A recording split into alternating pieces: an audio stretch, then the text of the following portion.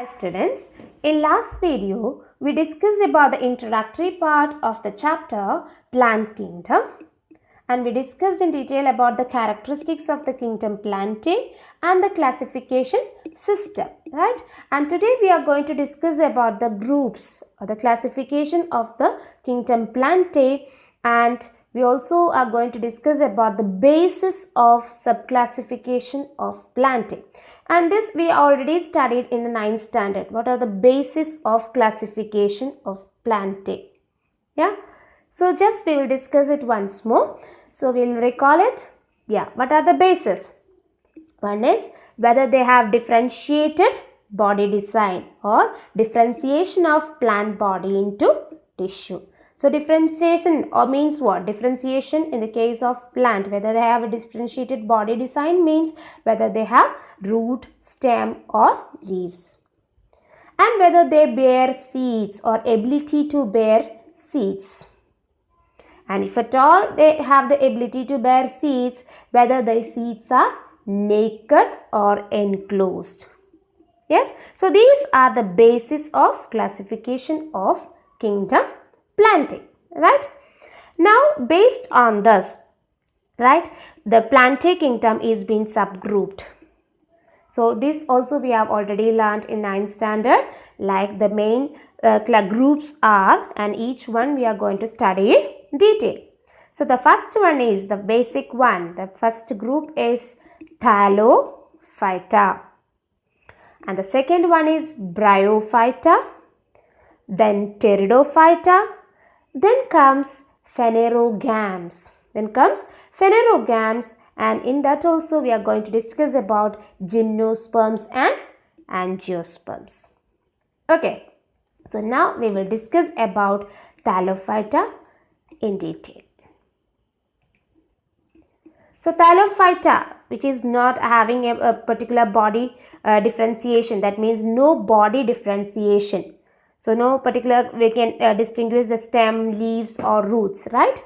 So no body differentiation, and they prefer aquatic habitat, and the important example is the algae. Yeah, green algae, and we will be discussing more examples too. Okay, so we are going to discuss about the algae in detail, and we know that they are simple, yeah, as there is no body differentiation, and thalloid, and they are autotrophic. Autotrophic in the sense they can prepare their own food, right? Photosynthesis, and chlorophyll bearing, and they are aquatic, both in marine water as well as in fresh water it can be seen. Okay, and they also occur in moist stones, soil, wood, and that we all might have seen all these things like algae present on the moist stones, soils and all, right? And some occur in association with fungi also. See this common example like lichen, which we are studying from our lower classes. Like lichen is a combination of algae and fungi, right? And some can be seen like in association with the animals like sloth bear. See here you can see they have a green fur. Actually the green fur is due to the presence of algae on their body. Okay.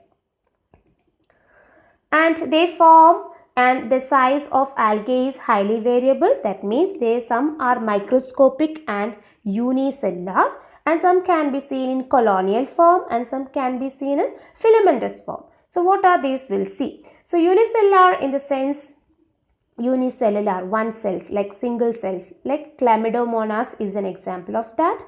And colonial, that is the volvox, they can be seen in colonies. Yes, that is colonial forms. You can see here they can be seen in colonies, in groups. And the filamentous form, that means they consist of thin hair-like structure in the case of Eulothrix, filamentous form, or Spirogyra. Okay, so these are the form and size of the algae. And about the reproduction, how do they reproduce? So reproduction also we already discussed, like asexual and sexual reproduction can be seen, and we know what is asexual reproduction and what is sexual reproduction, right? So which we already discussed and learned in the 10th standard in detail, asexual and sexual. So here also both sexual and asexual type of reproduction can be seen. Like you can see here, they vegetative propagation, that is vegetative reproduction, that means by fragmentation, fragments. So each in the matured Spirogyra, for example, they breaks up into fragments or pieces, and each pieces will be giving rise to or becomes a new individual, right? So the next one is asexual reproduction, that is the byproduction of spores. So here it is vegetative reproduction from the vegetative parts, and here comes asexual reproduction by the production of spores. Spores in the sense zoospores. And most common, that means they are known as zoospores. And they are flagellated. Flagellated in the sense they are flagella will be there, which will be help them in movement. Okay. Then that means they are motile. Movement. Flagella is which will help them in movement. And they germinate to give rise to new one. And sexual reproduction through fusion of two gametes, that we know that fusion of male and female give, that is the sexual reproduction. And here you can see sexual reproduction is of many types in the case of algae, like isogamous and anisogamous and oogamous. So what are these? So isogamous means fusion of gametes, similar in size. Here you can see both similar in size. So fusion of this gametes which is similar in size, they are known as isogamous or isogamy. Okay, they may be flagellated or non-flagellated. So they can be both in the case like Eulothrix, which is not which can be maybe flagellated, or like non-flagellated, like in the case of Spirogyra. And anisogamous or anisogamy, that is fusion of two gametes which is dissimilar in size. Here it was similar in size, right? Here it is dissimilar in size. Okay, Eudorrhea is an example of it. Eudorrhea is the example of anisogamy. And the next one is oogamous, that means fusion of one large non-motile or static. Static means which is fixed. Female gametes and a smaller motile male gametes. So here you can see a bigger one egg and here the sperm. That means one bigger female and a smaller male which will be fusing each other. Yeah, Volvox and Fucus is the example. And similar you might have studied, where you might have seen where a non-motile bigger sized female gamete and a small sized motile male gametes. Can you connect it? Yeah. Yes, it is in the case of human beings actually. The male, female egg, it's larger in size, and the male it is smaller and they are motile also, and female it is non-motile, right? And what are the benefits of algae?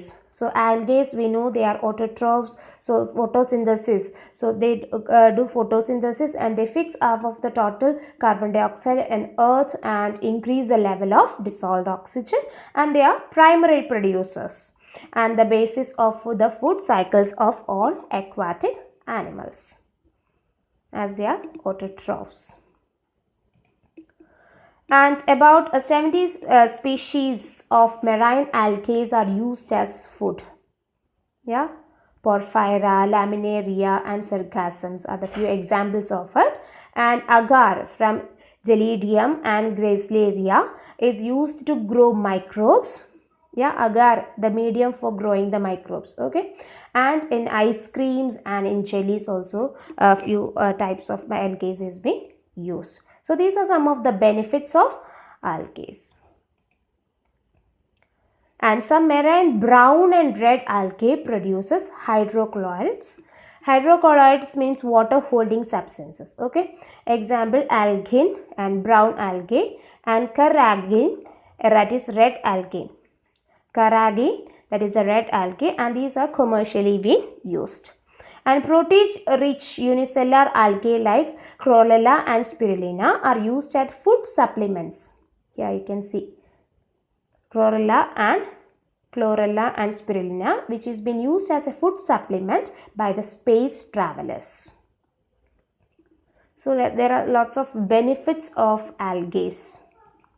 Next, we need to discuss about the classes of algae in detail, like Chlorophyceae, green algae, Phaeophyceae, brown algae, and Rhodophyceae, red algae.